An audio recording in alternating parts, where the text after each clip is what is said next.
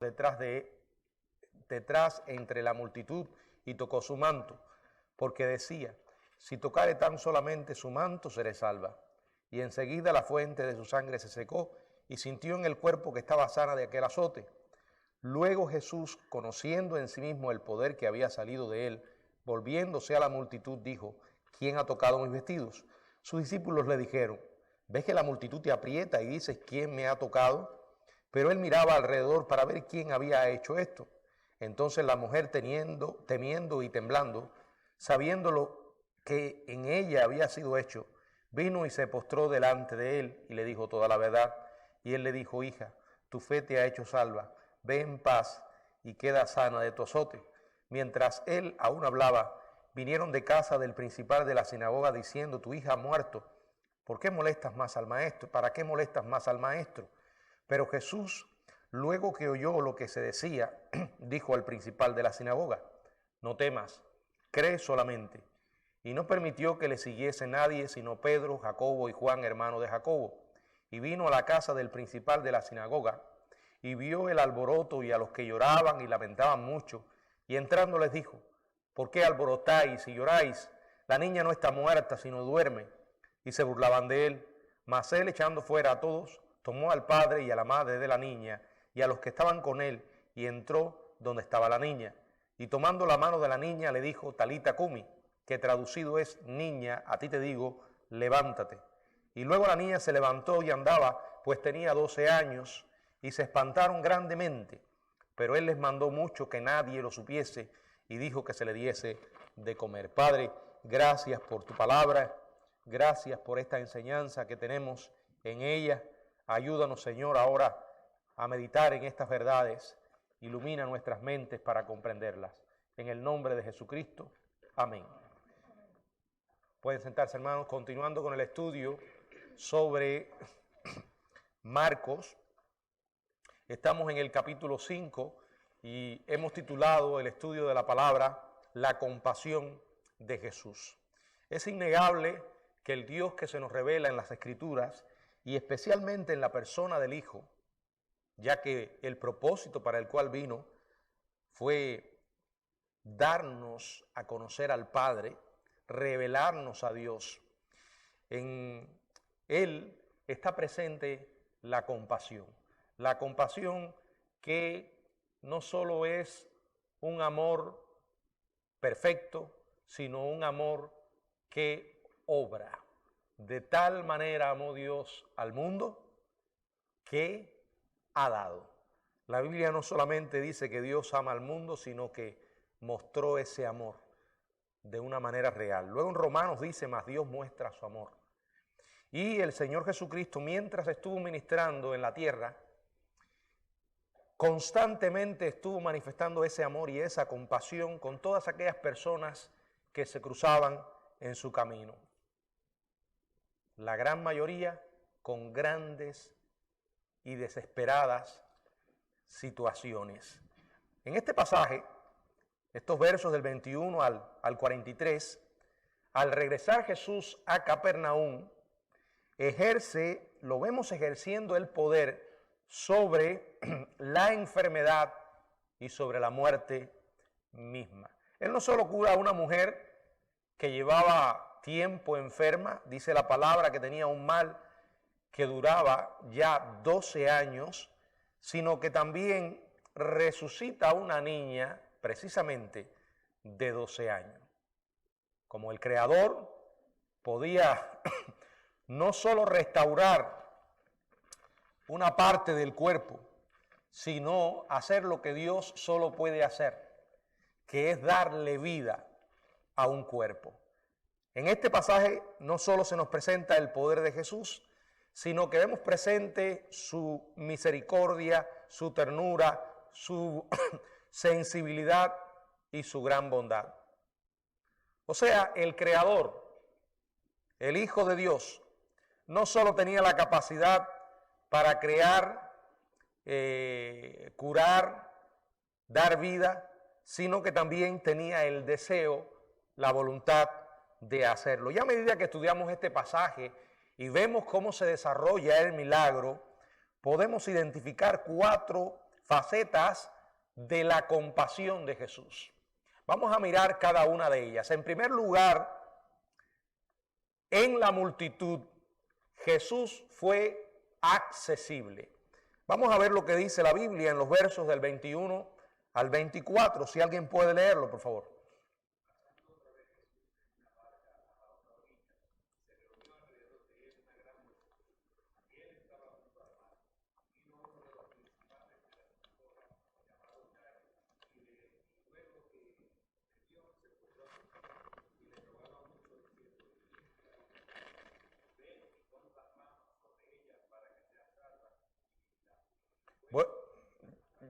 Sí, sigue el 24.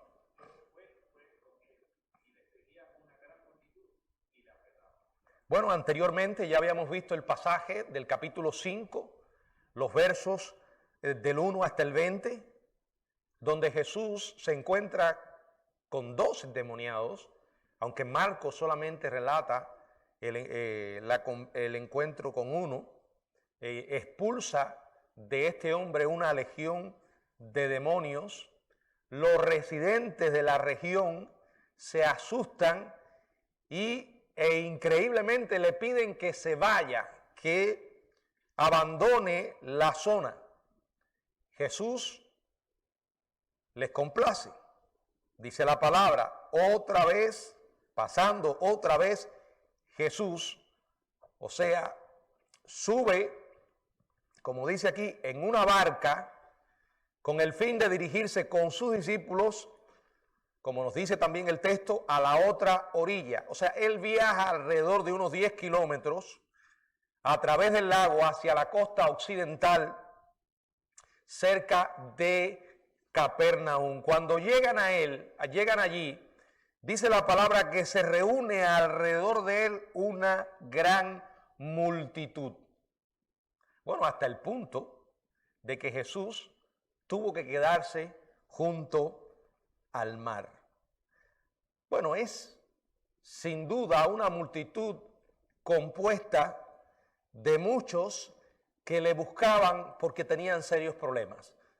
Probablemente había muchos con varias enfermedades, discapacidades, y tenían la gran esperanza de ser curados por él cuando llegara. Ahora, el Evangelio de Marcos nos presenta o se enfoca en solo 2 individuos. 2 individuos entre la enorme multitud que con desesperación estaban necesitados de Jesús. El primero era uno de los principales de la sinagoga, que dice el verso 22, y vino uno de los principales de la sinagoga, un hombre que se llamaba Jairo. Viene abriéndose paso a través de la gran multitud. Luego que le ve, Jairo se postra a sus pies. Este hombre estaba experimentando una tremenda necesidad y obligado tanto por la urgencia de esa necesidad como por la esperanza de su fe, este respetado hombre viene a Jesús y se postra delante de él. Ahora, Jairo creía que Jesús tenía el poder para curar a su hija. Y esto lo evidencia el versículo 23. Y le rogaba mucho, diciendo, mi hija está agonizando, ven y pon las manos sobre ellas para que sea salva y vivirá. Piensen que en aquellos antiguos tiempos, estas personas no disfrutaban de la atención médica que nosotros podemos disponer hoy. Quiere decir que aparte de la enfermedad terminal que estaba sufriendo su propia hija, estaban además las pocas probabilidades de que se curara desde el punto de vista humano. Era sin lugar a dudas una situación desesperada. Creo que los que somos padres no nos costará mucho trabajo imaginarnos cómo estaba el corazón de este desesperado padre. Fíjense que dice que rogaba y que lo hacía mucho. Estaba pidiendo por su hija, que no solo estaba enferma, sino que además estaba agonizando. O sea, estaba a punto de morir. Pero este hombre fue a Jesús. Este hombre tuvo fe en que Jesús podía curar a su hija. Y era una fe extraordinaria, porque de acuerdo con Mateo, capítulo 9, verso 18, el hombre no solo creía que Jesús podía curar a su hija, sino que si era necesario, la podía resucitar de entre los muertos. O sea, no era una fe común, sin lugar a dudas. Ahora, qué agradecido debió haberse sentido cuando el Señor le escucha su necesidad, su petición, y además, ¿qué hace?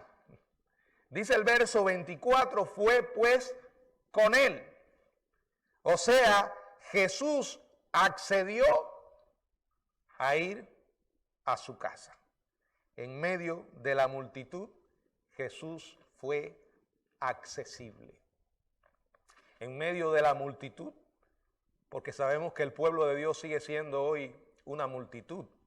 Ahora, es real que comparado con el mundo siempre seremos menos, pero Dios tiene muchos hijos en diferentes partes. Los ha tenido, los tiene y los seguirá teniendo. Y aún así, Dios es accesible. Está de nosotros a la distancia de las rodillas, a la distancia de una oración. No importa la circunstancia que estemos viviendo. No importa cuán aterradora sea, ni en qué momento del día nos golpee la adversidad. Siempre podemos orar. Es más, Él nos manda a orar. Él nos manda a pedir. Él nos manda a clamar. Y aquí es una enseñanza esta realidad. Fíjense que la accesibilidad de Jesús es tan obvia, no solo en su disposición de entremezclarse con las multitudes, sino en la disposición de acompañar a un hombre que estaba realmente desesperado. No solo lea el pasaje, medítelo. Intente ponerse en el lugar de sus protagonistas. Piense por un momento que es usted ese padre y que está clamando porque tiene una hija que está agonizando. En consecuencia, dice la Biblia, Jesús fue con él y le seguía una gran multitud y le apretaban. Al principio dije que el Dios de la Biblia, nuestro Dios, es un Dios personal. Se involucra en nuestra vida. De hecho, vivió entre nosotros. ¿Habrá algo acerca de nosotros que Dios no pueda comprender? El Hijo se hizo carne y habitó entre nosotros. En segundo lugar, en medio de la conmoción, pudieron interrumpir a Jesús. Verso del 25 al 34, si alguien puede leerlo, por favor.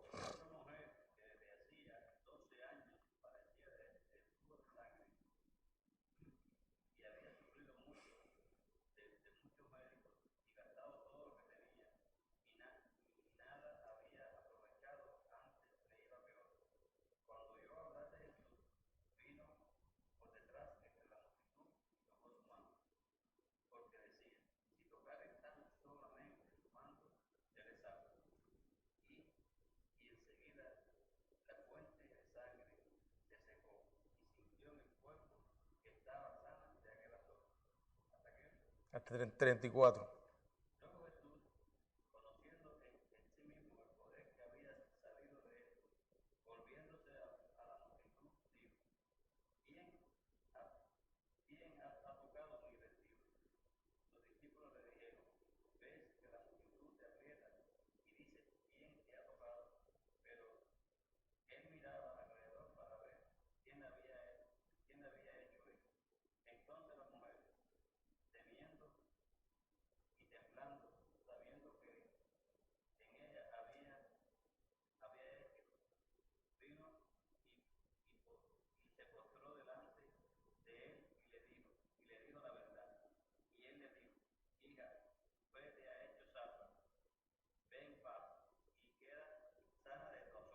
Bueno, no solamente hay un padre desesperado por una hija que agonizaba, sino que además encontramos a una mujer también desesperada. La Biblia nos ofrece detalles acerca de la condición. Mientras Jesús acompañaba a este hombre hacia su casa, me imagino que el corazón de Jairo estaría rebosante de alegría pensando en que su hija pronto sanaría. De repente, el recorrido es interrumpido por una mujer desesperada. Dice, pero una mujer que desde hacía 12 años padecía de flujo de sangre. No se indica la causa por la que ella estaba padeciendo esto. Ella había sufrido en gran manera. Como dice la palabra, llevaba esta enfermedad desde hacía 12 años. No importa el tiempo en que estemos en una situación. Dios es Señor aún del tiempo. Ella había sufrido, dice la Biblia, en gran manera. Había consultado a muchos médicos, los médicos de aquellos días, en la que había gastado todo lo que tenía, intentando encontrar una solución a su problema. Lo que lograba era empeorar y empeorar. A veces vamos a los médicos pensando que ellos tienen la solución a nuestro problema. Y muchas veces hemos visto que los médicos también están limitados. Y que en ocasiones, en lugar de mejorar, empeoramos. Mientras que el tiempo, con su paso fuerte e indetenible, continúa marchando. Dice que había gastado todo lo que tenía y en lugar de mejorar, empeoraba. Cuando oyó hablar de Jesús, dice la palabra que vino por detrás entre la multitud. Escuchó hablar de Jesús y decidió buscarlo, confiando en que él podía liberarla de su condición. Por favor, alguien que lea Lucas 8:43, por favor. Pero una mujer que padecía del flujo de sangre desde hacía 12 años y que había gastado en médicos todo cuanto tenía, y por ninguno había podido ser curada. Esta era la mujer, llena de desesperación. Se abre paso entre la multitud. Viola los límites para quienes estaban ceremonialmente impura, porque ella era considerada de esa manera una mujer impura. No solo tenía la enfermedad, la miseria de esa enfermedad tan triste, sino que además la carga del rechazo de los demás. Se acerca y dice, cuando oyó hablar de Jesús, vino por detrás entre la multitud y tocó su manto. Porque decía, si tocare tan solamente su manto, seré salva. Bueno, al igual que Jairo, esta mujer en su desesperación se vio obligada a acercarse a Jesús tanto por la urgencia como por la necesidad. Sin embargo, con la esperanza de pasar desapercibida, se acerca lo suficiente, como dice Lucas 8:44 también, para tocar el borde de su manto. Ahora, dejemos algo claro en esto. La fe de ella no estaba puesta en la ropa de Jesús, estaba en Jesús. Esa fe inquebrantable fue recompensada al instante. Verso 29, y enseguida, al instante, de manera inmediata, ella no pasó por un proceso de recuperación, ella no tuvo un proceso de terapia. Cuando la mano de Dios está en algo, se manifiesta de una manera, en muchos casos como estos, instantánea. Es cierto que Dios a veces nos hace pasar por un proceso, sobre todo cuando decide usar otros elementos, como los médicos o los medicamentos. Pero recuerden que en aquellos días no existía nada de esto. Estos médicos que se mencionan aquí no pueden ni llegar a la suela de los zapatos de los médicos de hoy en cuanto a conocimiento y preparación. O sea, era una situación verdaderamente desesperada.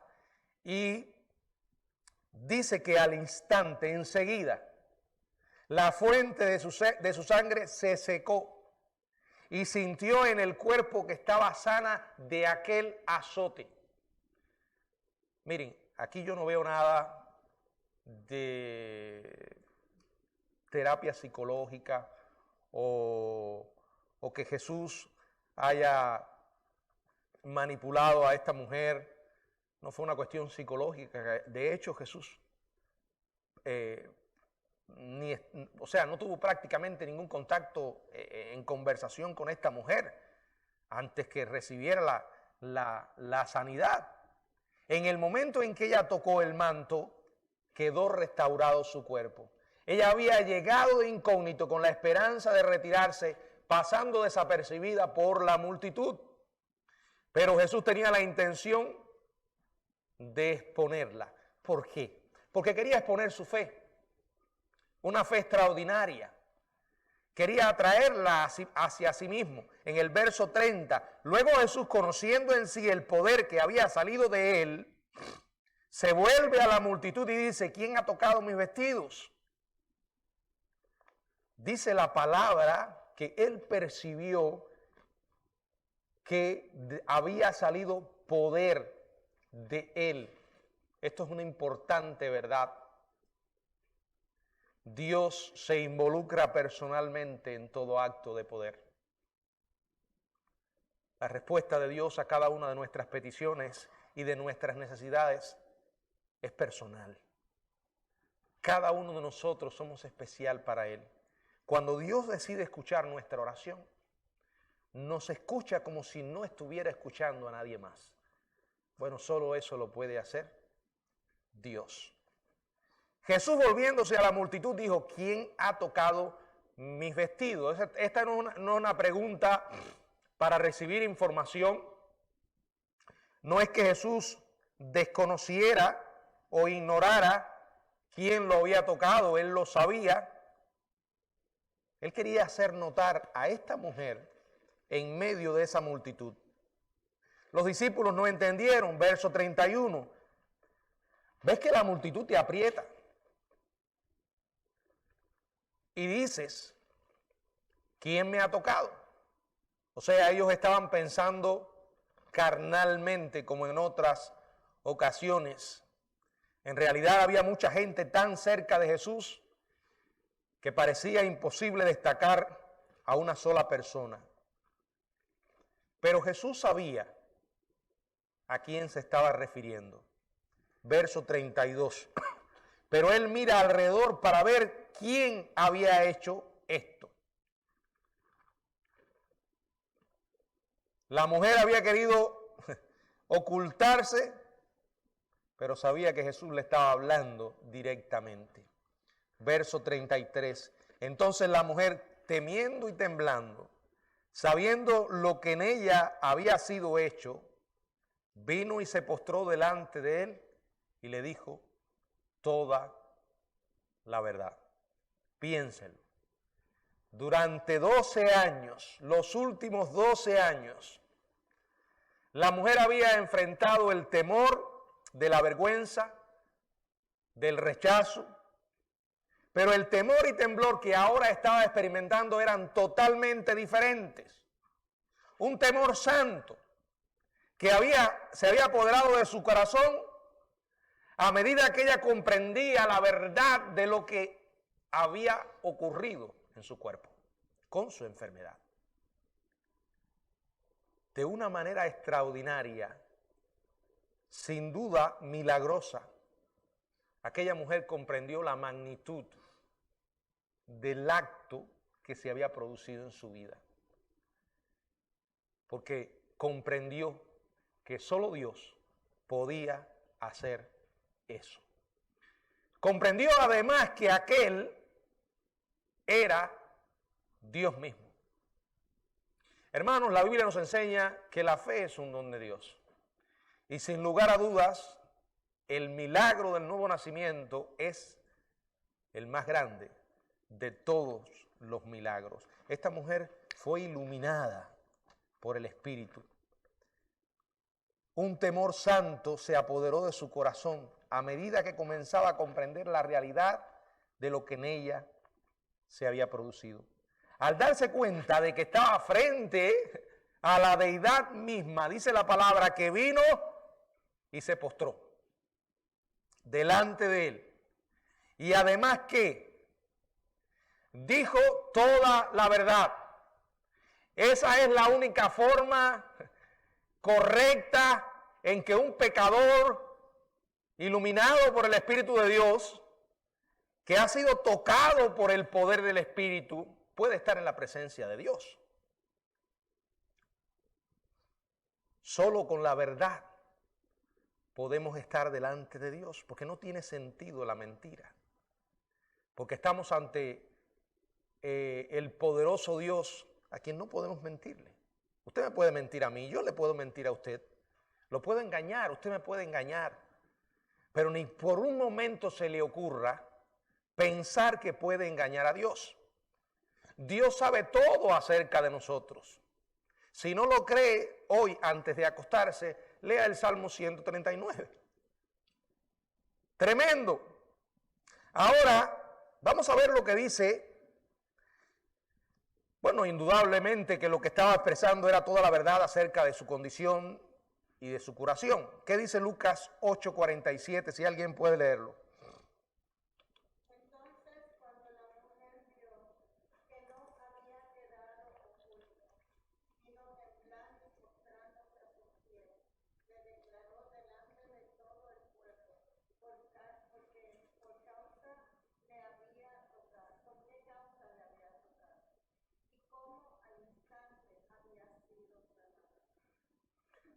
Fíjense, aquí tenemos un caso. Ahora vamos a explorar un poco más la respuesta que Jesús le da a esta mujer. Jairo, una fe extraordinaria, y esta mujer también. Los dos fueron salvos. Ahora,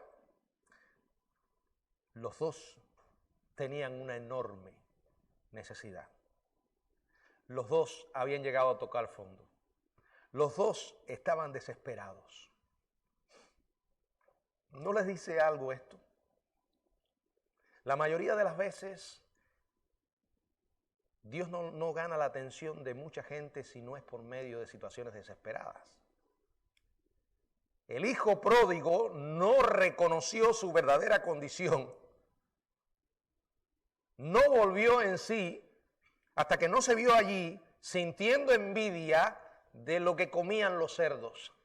Tan bajo había llegado. Tan desesperada fue su condición. Si usted está orando por alguien que ama, entienda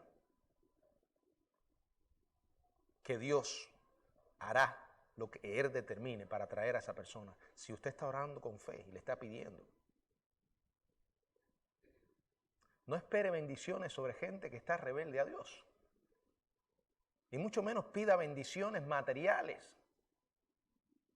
para esa persona mientras esté viviendo perdida. Si realmente ama a esa persona, usted va a orar por su conversión. Y estará dispuesto a aceptar lo que Dios haga para hacer que esa persona mire hacia Él. La realidad es que los seres humanos somos así. Hasta que no nos vemos en problemas, no miramos en la dirección correcta. Lo que no puede lograr toda una vida de predicaciones, de estudios bíblicos, un corto tiempo de desesperación y sufrimiento, lo puede lograr cuando Dios lo usa. ¿Realmente usted quiere que esas personas que ama vengan a Jesús? ¿Le importa más su alma que su cuerpo? Esas son preguntas que debemos hacernos. No le podemos poner condiciones a Dios. Alguna gente se engaña simplemente porque las personas que aman les va bien de este lado. Ahora, hay que ver qué es lo que ellos consideran ir bien. Prosperidad aquí, éxitos aquí, mucho dinero, una buena casa, todo tipo de auto, comodidades. Jesús lo dijo, no lo dije yo. Lo dijo Jesús, está en el Nuevo Testamento. ¿De qué sirve todo eso? Si pierde su alma, de la única manera que usted no cree eso es que usted no crea en el Evangelio. Entonces se está engañando. ¿De qué sirve que alguien que vive de espaldas a Dios prospere y prospere de este lado y se muera sin Cristo? Habrá cometido el peor error de su vida, habrá tomado la decisión más desastrosa que puede tomar. Miren lo que Jesús le dice a esta mujer. Verso 34. Y él le dijo: hija, tu fe te ha hecho salva, ve en paz y queda sana de tu azote. Las palabras de Jesús están trascendiendo a la condición física de la víctima, indicando que esta hija física de Abraham se había convertido en una hija espiritual. ¿Por qué lo sabemos? Y ese es el detalle de los detalles y de las palabras y su significado. La palabra usada para ser salva en este verso 34 es un término, la palabra sozo es un término generalmente usado en el Nuevo Testamento para ser salvo del pecado. A pesar de que Jesús salvó a muchas personas o sanó a muchas personas que no mostraban fe verdadera y por tanto fueron sanadas solo en un sentido físico, hubo también aquellos que expresaron una fe salvadora. En tales casos no solo fueron liberados sus cuerpos, sino también sus almas. Esta mujer liberó o fue librada también su alma. No por la fe, aun cuando Jesús le dice: tu fe te ha hecho salva. El énfasis no era en la fe simplemente de esta mujer, porque esa fe, ¿en quién estaba colocada? Por eso, aunque Jesús le dice: tu fe te ha hecho salva, estaba señalando al objeto de esa fe, a él mismo. Porque ella vino en medio de una multitud buscándolo a él. No es la fe, tampoco la cantidad de fe que usted tenga, si está mal colocada. Es en quién descansa esa fe. La fe de esa mujer fue grande porque fue colocada en Jesús. La fe de Jairo fue grande porque fue puesta en Jesús. Así que no importa en quién tú creas ni lo que creas. Sí importa. Y esta mujer recibió no solo sanidad, sino además salvación, y por eso sucede lo que dice el verso. Jesús le dijo: ve en paz. Esa mujer se pudo ir de allí en paz porque se fue creyendo en Jesús. Y porque creyó en Jesús, quedó sana de su azote. ¿Fue grande el milagro? Sí. Porque grande también era la enfermedad. Pero el mayor milagro fue la salvación de esta mujer, que le permitió irse en paz. La Biblia dice que no hay paz para los impíos. No, al menos, verdadera paz. Si usted no tiene a Dios en su vida, si no tiene una relación personal con Jesucristo, usted no va a disfrutar de verdadera paz. La gente hoy en día trata de lograr esa paz acudiendo a todo tipo de medios: el alcohol, las drogas, las pastillas, las fiestas, el sexo, no sé, podríamos pensar en mil cosas que hoy en día vemos en la vida de mucha gente y siguen sin paz. Porque la paz es el resultado de una relación con Dios. La paz es el resultado de que nuestros pecados han sido perdonados. Aunque Jesús se dirigía a la casa de Jairo, estuvo dispuesto a ser interrumpido y a ayudar a esta mujer. Por eso aquí vemos otra característica, como la mencionamos, en medio de la confusión. Fue interrumpido, pudo ser interrumpido. Él, desde un punto de vista humano, tenía necesidades quizás más urgentes.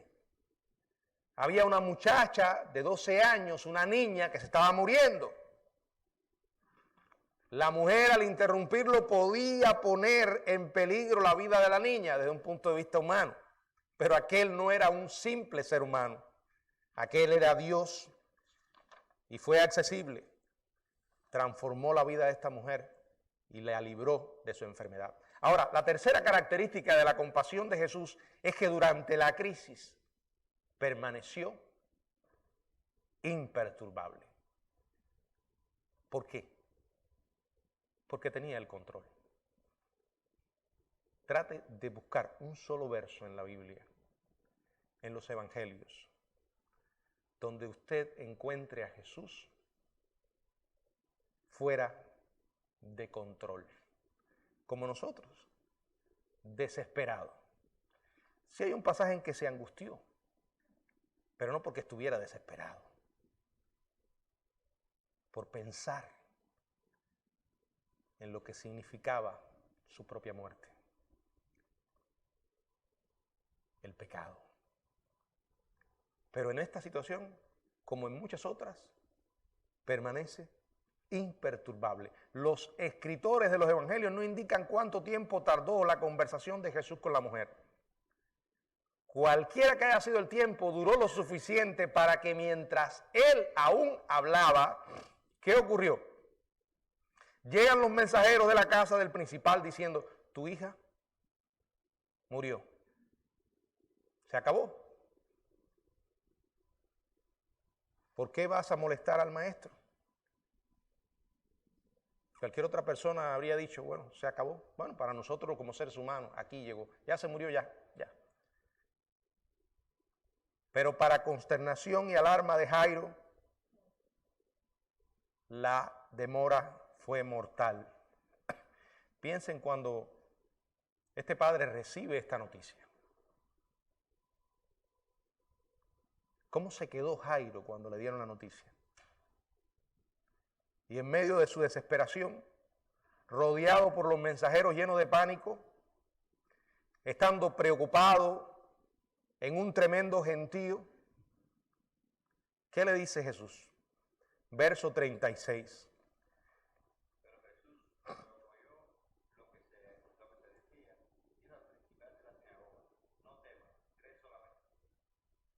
Él los escuchó. Jesús sigue estando al tanto de todo lo que pasa en tu vida y en la mía. Él no necesita que le informemos de absolutamente nada. Conoce todo acerca de nosotros, en los buenos momentos y en los malos. Sabemos lo que decimos y también sabe lo que otros dicen. Y Jesús le dijo a este hombre, no temas, cree solamente. Qué tremendas palabras, cortas, pero a la vez profundas. No temas, cree solamente. Jesús vio el corazón de Jairo, sabía que estaría tentado a dudar. ¿Quién no lo habría hecho en su lugar?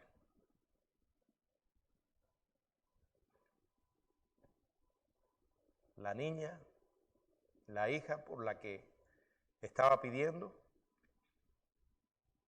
no solo estaba enferma, agonizando, sino que murió. El Señor se enfoca en los temores del principal de la sinagoga. La expresión griega que Jesús emplea se podría traducir, deja de estar asustado y sigue creyendo. Según Lucas 8:50, Jesús podría traducir, Jesús añadió a la promesa las palabras, y será salva. El Señor le dio ánimo a este hombre. Fortaleció, reconfortó a este angustiado ser humano. Usted puede permanecer indiferente ante esta historia si no la ha vivido, ¿verdad? Y más aún si no es un padre. Pero si usted ha andado por ese camino, puede comprender la magnitud de lo que estaba pasando en la vida de Jairo y cuán importantes son las palabras que Dios dice a nuestra vida en momentos como ese. Cuando entraron a la casa, Lucas 8:51, ¿qué dice? Entrando en la casa no dejó entrar a nadie consigo, sino a Pedro, a Jacobo, a Juan y al padre y a la madre de la niña. Dice aquí, Marcos no permitió que se le siguiese nadie, sino Pedro, Jacobo y Juan, hermano de Jacobo. Estos tres, junto con Andrés, formaban el grupo más cercano de discípulos de Jesús. Cuando Jesús, Jairo y los tres discípulos entraron a la casa del principal, se encontraron que ya el funeral había empezado. Jesús entró y vio el alboroto, a los que lloraban y lamentaban mucho. Bueno, nuestros funerales, por lo general, son reuniones solemnes, tranquilas, pero los funerales judíos no eran para nada así. Primero, los que participaban de los funerales se rompían sus ropas, rasgaban sus vestiduras en una señal de dolor. Segundo, se contrataban plañideras profesionales que vocalizaran sentimientos de tristeza, o sea, mujeres que eran contratadas para llorar y también gritar. Mientras más fuerte lloraban, mejor les pagaban. Y eso a nosotros nos parece ridículo, pero era una práctica muy común en aquellos tiempos, muy normal. Tercero, el funeral incluía contratación de músicos, más comúnmente flautistas, como Mateo 9:23 nos dice. Así que cuando Jesús llega a la casa, aquello era un caos. Las mujeres llorando, los familiares rompiéndose la ropa y los músicos tocando. Pero Jesús no se inmuta por el caos. Dice el verso 39, y entrando les dice, ¿y este alboroto? ¿Por qué alborotáis y lloráis? La niña no está muerta, sino duerme. Según los relatos paralelos de Mateo y Lucas, Jesús le dijo a las plañideras, no lloren más, no lloréis. También les dijo, apártense. En otras palabras, dejen el teatro. Vaya, basta, salgan de aquí. Jesús rompe el silencio haciendo una declaración asombrosa. La niña no está muerta, sino duerme. Imagínense la reacción que debe haber provocado estas palabras de Jesús en toda esta gente. ¿No está muerta? ¿Estás loco? ¿Cómo que no está muerta? Ve al cadáver, sacúdelo. Sí está muerta. Ahora Jesús, desde luego que el Señor estaba consciente de que la hija de Jairo había muerto. Pero aquí está empleando una metáfora. Está empleando la metáfora de dormir. Está enseñando que la muerte es un estado temporal. No solo lo enseña Jesús, lo enseña todo el Nuevo Testamento. No solo le enseña en este caso en que volvió a la vida, a la niña, sino que se enseña a lo largo de todo el Nuevo Testamento. De hecho, algunos han tomado la palabra dormir en un significado literal, al punto que dicen que cuando una persona muere, su alma está dormida hasta el día de la resurrección. Algo que no enseña la Biblia. Esa doctrina o enseñanza se conoce como el nombre del sueño del alma una doctrina o enseñanza sustentadas por los testigos de Jehová, los mal llamados testigos de Jehová y los adventistas del séptimo día. Ahora, ¿qué enseña la Biblia? La Biblia enseña un estado de conciencia cuando la persona muere de manera inmediata. Por eso cuando la Biblia habla de dormir, siempre se está refiriendo al cuerpo. Al cuerpo.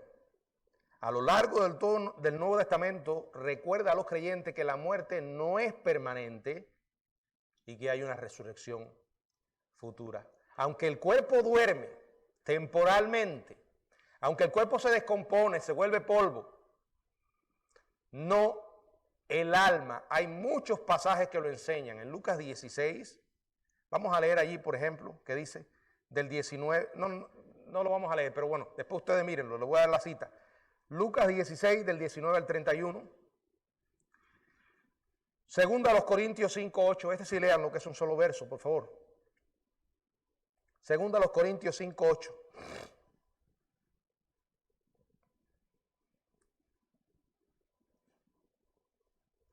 Pero confiamos y más quisiéramos estar ausentes del cuerpo y presentes al Señor. Presentes al Señor.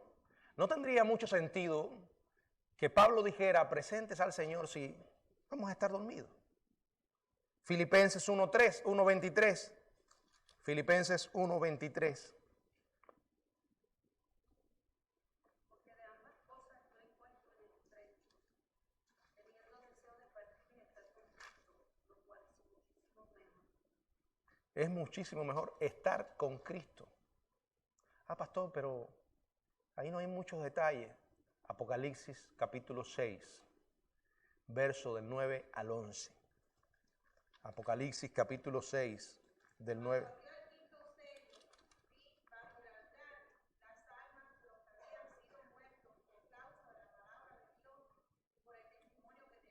Personas, un momentico por favor, después sigues leyendo. Personas que habían muerto por causa de la palabra y por el testimonio. Dice la palabra que vio las almas. Las vio allí en una camita, dormidas. Eso es lo que dice el texto. Sigue leyendo. Y clamaban a gran voz diciendo: ¿Hasta cuándo, Señor, santo y verdadero, no buscas y vengas nuestra sangre en los que moran en la tierra? Y les dieron vestiduras blancas y se les dijo que descansasen todavía un poco de tiempo hasta que se completara el número de los consiervos de sus hermanos, que también habían de ser muertos como ellos. Estaban bien despiertas las almas porque podían clamar a gran voz. Tenían la capacidad de hablar. Es más, aunque no tenían el cuerpo de la resurrección, todavía, porque ese cuerpo lo recibimos específicamente cuando el Señor venga por la iglesia. Ahora usted muere o alguien muere, su alma va para la presencia de Dios. Todavía el cuerpo no ha sido transformado. Pero nunca he creído, a pesar de que hay muchos también que enseñan un estado incorpóreo, es lo que se llama el estado intermedio, que son las almas. De alguna manera creo que la Biblia da pie para creer que aunque no tengamos el cuerpo de la resurrección, todavía vamos a tener un cuerpo. Porque esas almas se pueden identificar. Además, si no hay un cuerpo, miren lo que dice aquí, y se les dieron vestiduras blancas. ¿Dónde colgaron estas vestiduras? No, pero eso no es literal, no, un momentico. Aunque tenga una simbología, porque lo blanco indica pureza y justicia, no hay nada en el texto que indique que no es literal. Además, otro ejemplo que les voy a poner, cuando Jesús estaba en el monte de la transfiguración, con Pedro y los demás discípulos, se le apareció ¿quién? Moisés y Elías. Los discípulos pudieron saber que eran Moisés y Elías. Vinieron en cuerpo y eran cuerpos identificados, y todavía Moisés y Elías no han recibido el cuerpo de la resurrección. O sea, hay un estado corporal, aunque no sea el cuerpo final de la resurrección. Hay otros que creen que vamos a estar en un estado incorpóreo, pero ya le digo, hay más evidencia para creer esto. Pero bueno, esto no es un estudio de escatología, solamente quería explicar acerca de lo que quiere decir en la Biblia dormir. Indudablemente comenzaron a burlarse de él. Pensaron que estaba loco. Sabían que la niña estaba muerta. Comenzaron a reírse probablemente. Pero Jesús los echó fuera, a todos. Tomó al padre y a la madre de la niña y a los que estaban con él y entró donde estaba la niña. Después de restaurar el orden donde había caos, el Señor estaba a punto de restaurar vida donde había muerte. Y tenemos la cuarta manifestación de la compasión de Jesús. En la curación, Jesús fue cariñoso y bondadoso. Verso 41 al 43, si alguien puede leerlo.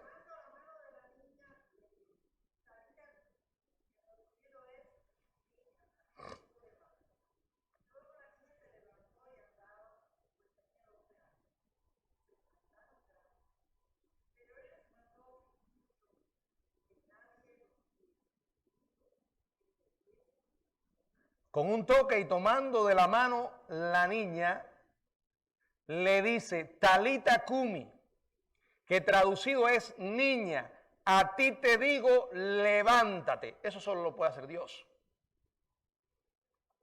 Solamente Marcos relata el arameo original, el cual era un lenguaje hablado a diario por la mayoría de los judíos del siglo I. Talita significa juventud o cordero. Era como si Jesús se refiriera a ella corderita, una expresión de cariño, una expresión de bondad. Para nosotros podría decir, pequeña, niña, no sé. En ese momento el poder milagroso de Jesús se desata. Dice Lucas 8:55, que entonces su espíritu volvió. Su espíritu o alma regresó. Y luego la niña se levantó y andaba, pues tenía 12 años. La jovencita estaba en un momento muerta y en otro viva y llena de energía. Tan pronto como Jesús le dio vida, ella se levantó con toda la energía y comenzó a recorrer la habitación. Bueno, la reacción de los padres y los discípulos fue de conmoción. Dice que se espantaron grandemente. Lo entiendo. ¿Quién no se habría espantado? Pero el espanto para Jairo y su mujer debe haber sido de un enorme gozo. Y dio paso a la alabanza. Ahora, en medio de esto, Jesús estaba pensando en la niña. ¿Y qué dice? Bueno, primero dice que nadie lo supiese y después dice que se le diese de comer. Acuérdense que llevaba una enfermedad terminal, probablemente días en eso, un periodo prolongado. Pudo haber pasado semanas o incluso meses desde la última comida completa de esa muchacha, de esa niña. De modo compasivo Jesús estaba pensando en aquella niña. Y aunque Él le dio vida y estaba llena de energía, necesitaba comer. ¿Se dan cuenta cómo se vincula lo divino con lo humano? O sea, la parte divina no excluye la responsabilidad humana. Él hace lo que nosotros no podemos, pero espera que hagamos lo que sí podemos. Y entonces dice que se le diese de comer.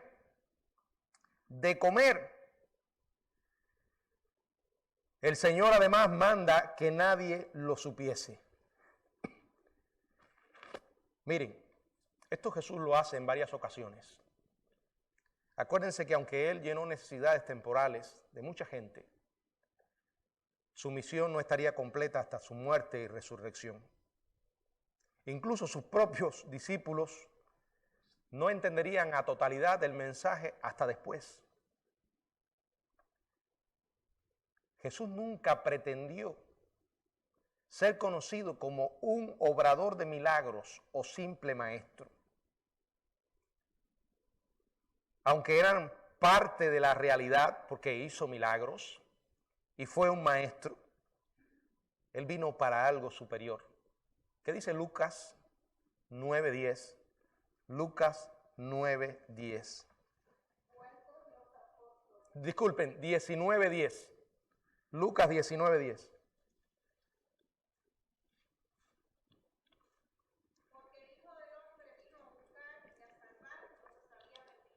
No perdamos el enfoque. Ese fue el centro de la misión de Jesús. Para eso vino principalmente. Aunque hizo milagros, repito, dio enseñanzas como maestro, es ante todo el Salvador. Jesús insistió en el silencio. ¿Por qué? Porque la historia no había terminado. No había terminado, estaba en medio del proceso. El mensaje completo acerca de Jesús debe incluir la realidad de que fue crucificado y resucitó. Jesús sabía que un milagro como la resurrección de la hija de Jairo solo podía verdaderamente apreciarse completo a la luz de la cruz y de la tumba vacía. En última instancia, fue su propia victoria sobre el pecado y la muerte lo que le permitió otorgar vida temporal a la niña muerta y también ofrecer vida eterna a todos aquellos que creen en Él, incluyendo a aquella mujer desesperada y aquel padre. Esa es la misión principal de Jesús. Eso es lo primero que Dios quiere de cada ser humano, que vengan a Él en arrepentimiento y fe. Todo lo que Dios pueda hacer en su soberanía, y de hecho lo hace en este tiempo, si Él así lo determina, no es comparable con la salvación que quiere otorgarnos. Y es lo principal. Es lo principal. No podemos perder de vista esto. Jesús fue compasivo. La Biblia lo enseña. Fue compasivo, como hemos estado mirando, en la multitud. Fue accesible. En medio de la conmoción le pudieron interrumpir. En medio de la crisis fue imperturbable. Y en la curación Jesús fue cariñoso y bondadoso. Ese es nuestro Señor. Sigue siendo nuestro Señor. Y precisamente en esta época que estamos hoy celebrando la Navidad durante este mes, se nos recuerda a ese Dios compasivo que envió a su Hijo a este mundo para salvarnos. El plan de Dios comenzó a ejecutarse cuando vino el cumplimiento del tiempo y vino Jesús, quien nació de una virgen. Dice la Biblia, y aquel verbo se hizo carne y habitó entre nosotros. Dice Pablo, Dios fue manifestado en carne. Qué tremendo pensar que Dios sabe todo acerca de nosotros y se compadece. Nunca pierdas la esperanza, no importa lo difícil que se vuelvan tus circunstancias. Recuerda que el diablo quiere que andes quejándote, destilando amargura con palabras de rebeldía en tus conversaciones con otras personas que no conocen a Jesús. No hagas eso. Guarda silencio. No digas cosas que después sean motivo para que sientas vergüenza y arrepentimiento. Glorifica a Dios en lo bueno y en lo malo. Cuando te dice que sí y cuando te dice que no. Recuerda que la historia no ha terminado. Y que para nosotros el vivir debe ser Cristo y el morir siempre será ganancia. Que Dios nos ayude no solo a agradecer por la compasión que ha manifestado y manifiesta en nuestra vida, sino para que el mundo conozca también esa compasión sin la que están viviendo millones de seres humanos. Que el Señor nos bendiga.